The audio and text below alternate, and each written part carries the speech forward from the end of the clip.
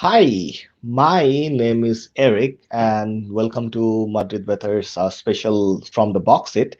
I usually do not host this show, but I managed to find a guest for my own to actually talk about the things in football I like to talk a lot, essentially the business of football. And we have someone from Real Madrid who used to work at Real Madrid, essentially, is with us, Francisco Lopez. Hello, Francisco. How's it going?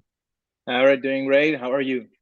I am well. Thank you for making the time for coming in from Madrid, Spain, for this opportunity to talk to us for Madrid Better and for the community of the essentially the greater diaspora of the Real Madrid fan community we have over here in Bangladesh as well as all around the world. Because this is gonna be an English podcast, so there's gonna be a bunch of people who are gonna be able to understand. So Of before course. we dig into any further, we can start with a very short introduction about Francisco. I met him on LinkedIn a couple months back when I was checking out the business program he was in, and he was doing his internship for Real Madrid in the global sponsorship area. So, Francisco, why don't you give us a very brief introduction about what you do, what you did with the club as well? Yeah, then first of all, I was born and raised in Puerto Rico. Basically, I saw the program which was with Real Madrid Grad School, which is affiliated with Universidad Europea. I saw the program 5 years ago. I've always been passionate, obviously, about sports and in the sports industry, the business side of it, because I studied my bachelor's degree. My university was in business administration. So I always knew that I wanted to make that connection between the business side and the sports side.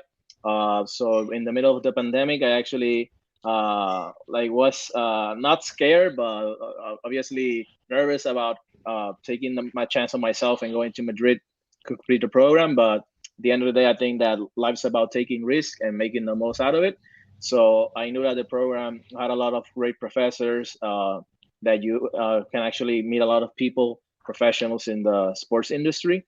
So yeah, basically talking about the program I started in October. I was fortunate to meet a lot of professors, talk to them about the different areas of the sports industry. Obviously, sponsorship being one of the main ones, but also finance, human resources. At the end of the day, was a master's degree in business administration, but with a focus in sports. And then I was fortunate enough to be selected upon interns for the club. Uh, I actually ended up working in the activation side. So global partnership activation, talking to some of our partners, activating basically their business objectives within the rights that they have as a sponsor for the club. Basically day-to-day communication, a lot of meetings, and doing fun stuff as well that I'm sure we'll talk about later. But yeah, I think that's like a brief summary of who I am, why I went to Spain, and then the opportunity with the club. It's great to know that you actually took the bold decision for going to Spain. In my case, I have not even been able to back to office for the last 1.5 years. Yeah, So, like yeah, for a personal case, I guess I have a lot of things to learn. That hey, this guy actually crossed the ocean, and look at me, I yeah. can't even cross the highway. So, No, no worries. Yeah. yeah, Yeah, I had the same time because like before going to Spain, I actually was working for a bank in Puerto Rico, and like the pandemic for us started in early March. So I was working remotely up until September. Then I actually finished my previous job and then just hopped on a plane. So I completely understand like this new reality that COVID has created.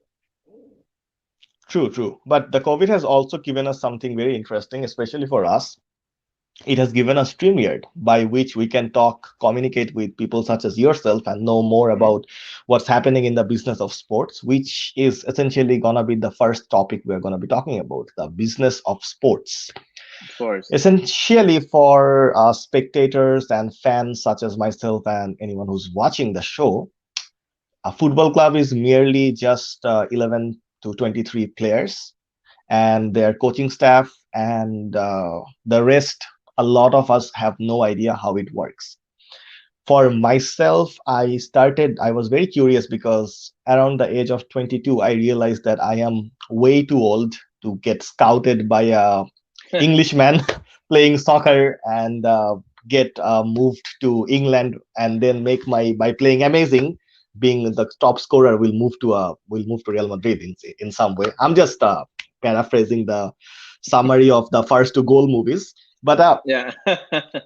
essentially when I realized that's not going to happen, so I decided that, hey, you know what, I'm sure a football club has way more to offer than just football. And then I began to find out that, hey, this is way bigger than you one might actually think.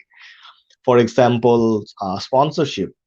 Been supporting Real Madrid since 2005, and from that time, I think it was BenQ, Siemens, Yep. Emirates. So these are just the sponsors that we see. This is like only one of the many sponsors that the clubs has. So jumping into for you, when you started your work at the sponsorship, especially at the sponsorship area in the Mhm. greater business of sport clubs, what was your expectation, and how did you find out about all this other sponsorship, and how does it exactly work, if you can share? Yeah, of course. So basically, I started as well as a player. Growing up in Puerto Rico, obviously soccer is not that big in the island because we mainly focus in boxing, baseball, and basketball. But I was always a fan, and as you, I focused merely on the action on the pitch and never noticed about everything that's happening around it. So obviously, like a sports team, its main focus always is gonna win. Obviously, going for trophies and such, but it's also important to know that a lot of brands, and that's from my marketing perspective, want to jump in and connect with fans because obviously, in comparison to other ways of traditional marketing, sports fans are really passionate and share that passion not only with the team but with the fans themselves. So brands want to jump into that and try to tap into the passion that the fans has for the team, and then try to bring those also fans to say, hey, we're supporting your club, we're standing by like side by side with you, mainly appeal to those emotions and connect to fans. So basically that's what I understood, obviously studying marketing in college, obviously understanding the mindset and the reason behind the actions that brands take. And obviously in that translate to sports in the sense of obviously you're mentioning like the jersey sponsor has changed through the years. But I never knew uh, like how do they monetize that, or how does like what makes sense for a brand to pay a club in order to get that return of investment. Basically, getting the opportunity to work with the club. Obviously, there's a lot of analyzing the media value of sponsorship, uh, not only in television but also even analyzing the lead signs around the pitch, like the time, what the total time that the brand is exposed during a match, even like social media, the engagement numbers that they get, all of that adds up to a value, and that's what the brand is looking for, maximizing that value. And obviously, they use Real Madrid as a way to connect with fans. I don't know if you're aware, but Real Madrid, I think, passed 100 million fans in Instagram in I the did. first sport. Yeah, awesome. So obviously, Real Madrid has a lot of passionate fans around the world, and brands at the end of the day, that's what they want to do. They want to reach the maximum audience possible. So yeah, definitely getting the opportunity to work with brands in Real Madrid. I saw the objectives, their plans behind their activations. For example, I work with Liga Bank, which is an important bank in Spain that now transitioned into Unicaja because of a joint venture that they did.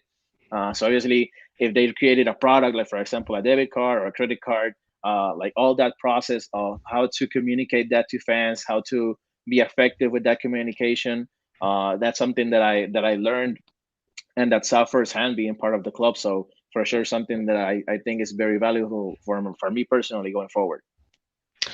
Interesting point you bring about credit card, because recently when I was learning about the business that Real Madrid does, I was a bit surprised to learn that Real Madrid was launching with another financial institution type of credit card. I think it was a prepaid credit card in South America.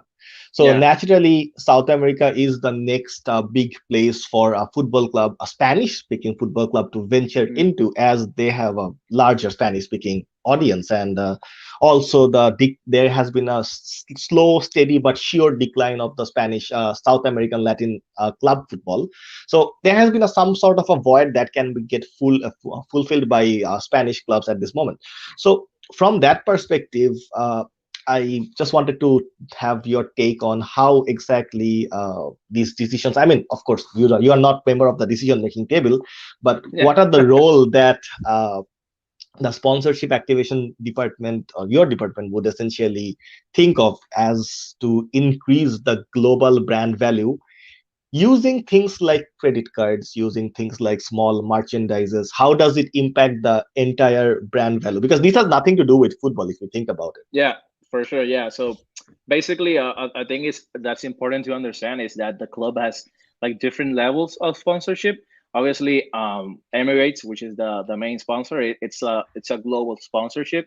So Real Madrid can have like a different airline sponsoring the club because they have like a contract with Emirates essentially. But there are a lot of agreements that are by region. So obviously, Liberbank is the sponsor in Spain. I think Invex is the one you're referring to. That's in Latin America. So you can have Yes, different, yeah, you can have like different agreements with several companies or brands via regional sponsorships. And Real Madrid also has like a team that's called the creation team, and their main focus is contacting different companies, different brands, basically presenting Real Madrid not only as an investment opportunity because obviously you're investing your capital in order to maximize your revenue, but true. also as a partner because at the end of the day, Real Madrid prides itself in creating like meaningful partnerships with brands, achieving objectives together. And at the end of the day, it's not just a commercial agreement. It's literally a partnership. It's helping themselves like one another achieve goals together. So basically, they are constantly contacting brands around the world, providing opportunities to connect and present, like I mentioned, Real Madrid as a distinguished not only football club but organization. Because Real Madrid also, as I know for sure that you are aware, have also that basketball team and the Oh, women's yes. team, which is new. So not only does it allow brands to connect with traditional football fans, but also fans that are interested in basketball, because Real Madrid basketball team plays in the La Liga, and also now with the women's team, it's the opportunity to get to a different demographic because people that are not aware of women are very interested in sports and seeing players they can identify with themselves with. Also, it's an opportunity to connect with younger audiences that also uh, find interest in the empowerment that Real Madrid is providing for women around the world. So at the end of the day, it's basically that understanding there are different types of sponsorships, and also that uh, we are presenting Real Madrid as an opportunity for brands to reach more audiences than ever in today's sports world, considering like the digital side of it as well. And I think that's what's important to know. Interesting, because with the basketball, you can reach out to a non-football speaking audience. With the women's football team, I do have to add this small anecdote.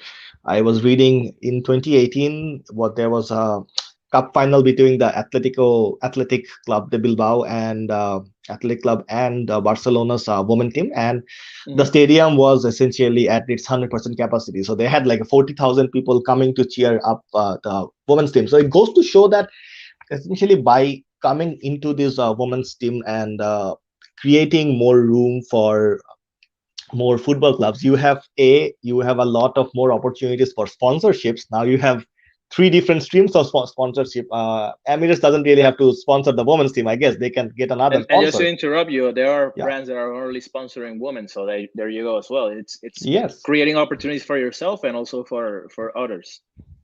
Exactly, and this way, this actually kind of works as a trailblazer for a lot of other clubs. If Real Madrid takes on as being one of the most elite clubs in the world, it Mm, can, like, people of other decision makers can actually go ahead with the idea that, hey, this is a revenue stream that can be explored even further in especially these days. You have a mobile phone, I have a mobile phone, everybody can pay $5 a month to get access to games they want to watch.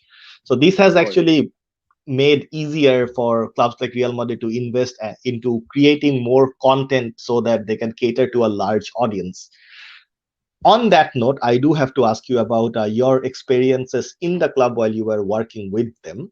So I remember you were talking about you had an opportunity of meeting Emilio Butragueño, one of the very famous Real Madrid players during the 80s, during I think La Quinta del Petra. I actually do Mm. have forgotten that word. I That word has come to me by getting translated two times. So I remember the translations, the original terms. Sometimes I do forget.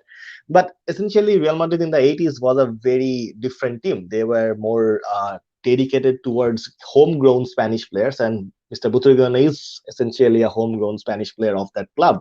And he's not the only one who actually works, who played for Real Madrid and has worked and are still at various roles in the club. So, what are your experiences while you were interacting with them? Because I am sure there is a lot of things to tell about that. Yeah, for sure. So basically, I got the opportunity, obviously working in the internship, to work with current players in activations, not only the men's but also the women's. But we can talk about the data specifically, go into detail. But talking about like historic players as Butragueño, Real Madrid also has a culture, in the sense that you are not just a Real Madrid player during your career and when you're playing for Real Madrid, but once you finish, there's always the opportunity of providing for the team and helping out in a way that you can. And I think that Butragueño is a good example of that. He works with like international relations between the club, helping our partners, acting like as an ambassador for the club in different events. Also, for example, Casillas is also working with the Fundación Real Madrid or the Real Madrid Foundation, working with social projects and other aspects that are of interest for the team. And also Raúl, another player that is working in the club as a coach. So yeah, I think that that's a culture that I know that happens around the world, but I've never seen firsthand of a team involving ex players and making and help and like putting them in positions to make an impact for the team. So I found that very valuable. And yeah, we actually got the opportunity to meet Emilio, and he actually gave us a tour of the Real Madrid city. I learned a lot because obviously you see it as the perspective of a fan. That's where the Real Madrid first team trains, and obviously the women's and the academy players. But there's a reason behind the structure. For example, like the the structure of the Real Madrid city is like an increasing. It starts low with pitches for children, and then it becomes like more like bigger and taller in the sense that it's like a hill. So it's interesting that Remember even thinks in the design because they tell the children and the academy players that when they get to that level they can keep growing in the different fields up to the first team that actually trains in the higher pitch. So even that goes to show like the implication that the club has in its infrastructure and what they're thinking about. I also I know you wanted to talk about this. I got to meet Casillas. It was an activity of the university. They always do like once a year called the White Week or Semana Blanca, where they bring it can be people from the club or professionals in the industry, and we do a lot of seminars, and we actually had the chance to talk to them, do networking. Casilla has been like my idol forever, ever since being a kid. Actually, I shared 30 seconds with him, and it was amazing. He actually talked about what he's doing in the foundation, how I don't know. I imagine you're aware as well. He had like the situation about his heart attack that that made him retire from football, and then he's talking about how that foundation has given him a second life in order to make a change and actually impact communities around Madrid and around the world as well. So I think it was like a very touching experience, and it goes to show that these players are aware of the platform that they have. It's not just achieving success and winning trophies in the field, but once that's finished, they still have a platform that they can use to make a difference. So definitely something that was very impactful when I met him and when he was talking about all the things that they're doing with the foundation of Real Madrid. Interesting. I personally had zero experience or knowledge about the Real Madrid Foundation because as a club, it's really too big for one person to know, Yeah. understand, comment on many things. my area of expertise starts and ends with the business and just a little bit on the tactical side, because there are clearly better players, better people who spend more time on it. So it's amazing to know that you had an opportunity to talking to someone like that, someone like Iker Casillas, in fall, like seeing him essentially on the pitch for this long time, and he's such a wholesome person. Yeah, Like for sure. that's one Great thing you guy. can say, like looking at him, that he's one of the most wholesome personalities at Real Madrid. No, for And sure. yeah. Meeting him was like literally a dream come true. Incredible athlete, incredible individual for sure. All right, cool, cool, cool. That's actually very good to know that you had an opportunity of meeting former players such as Casillas and others. One of my other favorite players from the time when I was a very young person, I was very much in love with Jose Maria Guti, and Yeah. I had a feeling that he would actually join, like he would be present with the club even more. But that's one of the advantages of Real Madrid, is that you have a very big pipeline of retired Mhm. players who can essentially provide experience in various ways. For example, I think at some point Xabi Alonso will also be even more involved, like Raul, and essentially And also over. Arbeloa. Yeah. Also Arbeloa. Oh yes, of He's a course. trainer, of course. Yes, Arbeloa. Like how can I forget about Arbeloa? That's a very interesting point you make. And when we have our current lineup of people who just left the club, for example, Sergio Ramos, when he retires after spending this many times at Real Madrid, he would want to spend some time giving back to the club, not as a player, but his experience, his personality. These things has an impact on the newer players. So, for example, Real Madrid has provides the bulwark of a lot of players. Essentially, in Spain, while we were working in Madrid Betar, I have found out personally is that almost every team in Spanish La Liga right now has one or two players who are a graduate from the Real Madrid academy. So these players have the opportunity to learn from the very best of their industry. They don't have to essentially stay and play for the club, but the experience that they have can also create a wave of experience and knowledge sharing towards in other football clubs. And in this way, including involving these former players actually benefits the entire Spanish football diaspora, according to me. So staying in Spanish football and actually moving out of Real Madrid, I am sure you have an opportunity to, I guess, network with people who were working in other clubs as well. I would like if you can share some of those experiences, that would be also very nice for us. Yeah, of course. So basically, as a part of the program, we actually made some visits. One of them was to Atlético de Madrid.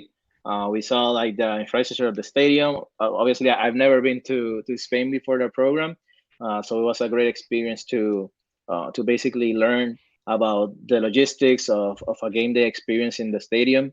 Obviously, how they like integrate the different brands, for example, in the VIP boxes and everything regarding that. So it's very like very helpful as well.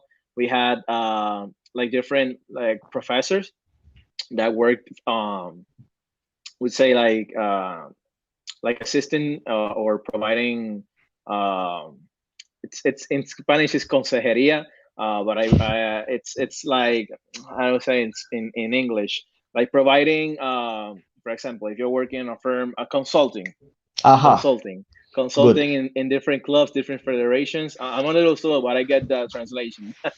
So they work, for example, with the surfing federation, or for example, we had professors that work in the at the NBA or different leagues around the world as well.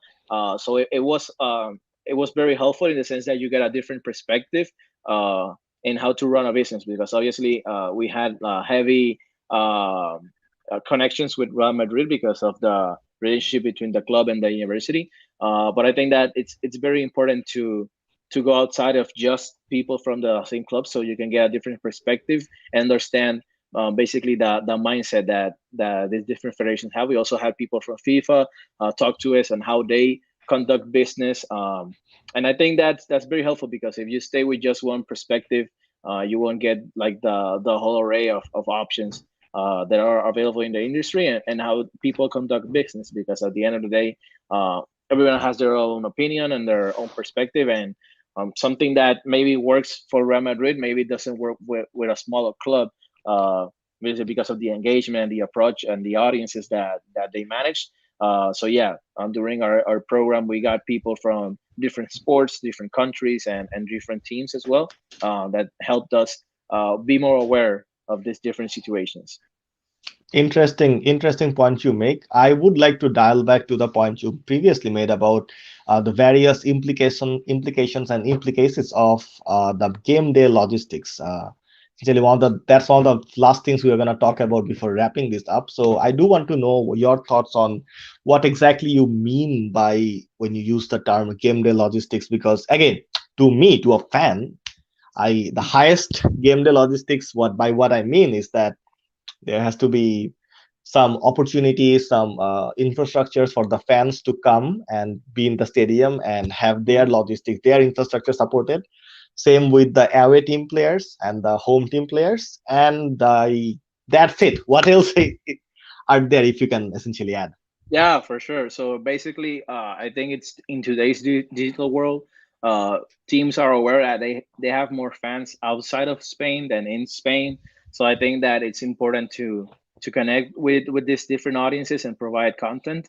And something that Atletico Madrid talked about is being able to provide a perspective of, for example, when the players are making their way into the stadium, or making the way into the changing room, making sure they have content for that. So in game day logistics, they assign people from the team uh, in recording media, providing content. Also, for example, if they're having a dedicated match or a sponsored match, what's what they call it here, where they have a brand uh, that once you do an activation inside a stadium, they also have a team assigned for that in order to make it in a fluent way. So obviously, you can have the idea that that logistics is only happening at the pitch, but around it there's like 50 more things happening. Obviously, uh, taking into account what I mentioned earlier about the lead sign. So sometimes something that I learned and that I found very interesting is that you can have like brands that will appear inside the stadium in the LED sign, but that it works when you're like filming and it's being transmitted to television. That LED sign works as a green screen. So, for example, fans in Mexico are seeing different brands that people from Australia or from Japan. So that they also has to be taken into account when you're coordinating the logistics of how it's running, because the signal has to come out of the pitch and then into the satellites that's distributed. So there's a lot of things to have in mind when you're preparing like a football match, because obviously you're going to think only about the pitch, but outside of it, it's a product, and a product that people are interested in and that brands want to capitalize in it. So when we were talking to Atletico de Madrid, they were talking about that, and how to make sure that the players are available for the media, because people that follow, for example, as us or Mundo Deportivo or different uh, like channels, or even ESPN or what I think, it has to be accessible to them. So they were also talking about like the press room where the players go and talk to the media. So taking that into account, making sure that everyone's available in order to, because at the end of the day, people are also interested in that. That's another product that the league can use. So it's a lot of things happening at the same time, and I think that clubs have to be very responsible for that in order to for that to work and to be efficient. So yeah, it goes way beyond just the pitch, and even outside of the stadium. Interesting point. I have followed Liverpool's Inside Anfield special 10 to 15 minutes YouTube clip that they create. Essentially, while you were talking, I was thinking about that because it essentially resonates with what you said. There is one guy with a camera who's recording. People are like regular activities. Let's say the coach is scratching his head, the players are talking to each other, the fans are going out, fans are walking in. At the Yeah, end like the of the day, pregame. yeah, the pre-game, even during game, like people are like not from the broadcaster's camera perspective, but from a guy who has a movie camera in his hand and doing this video.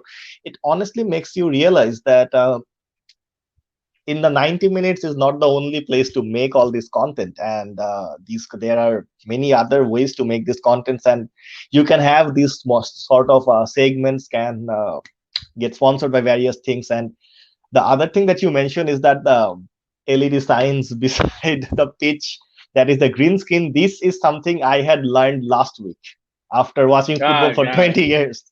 And I wouldn't have learned if I had not seen a Canadian ad on an English Premier League game, because I was like, Canada Dry cannot be that popular in the UK to have it featured.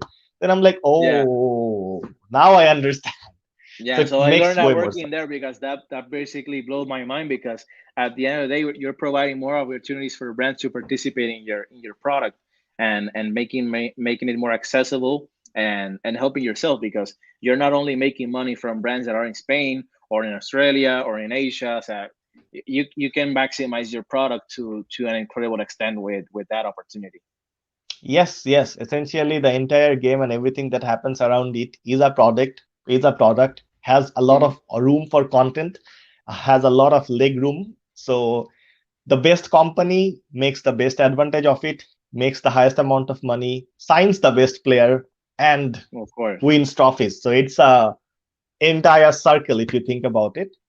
Yeah, because at the end of the day, it's just not it's not only for the sports industry. I mean, it's not only like selling tickets and winning trophies. You have to make money in different areas, and I think that the Real Madrid is doing a good job of keeping that mindset, getting more commercial agreements, fighting for those TV rights distributions, because Yes, obviously it's another important like revenue stream, and yeah. So just to finish that last point, I think you make a great assessment of that. It's not only the 90 minutes. Like people are gonna be interested in players making their way to the stadium, players warming up, players talking in the changing room before the game. It's in the locker room. It's a lot of different content opportunities that fans are interested in, and also if fans are interested in it, brands will be as well. So I think it goes beyond just the 90 minutes. It's a whole experience of the match day experience.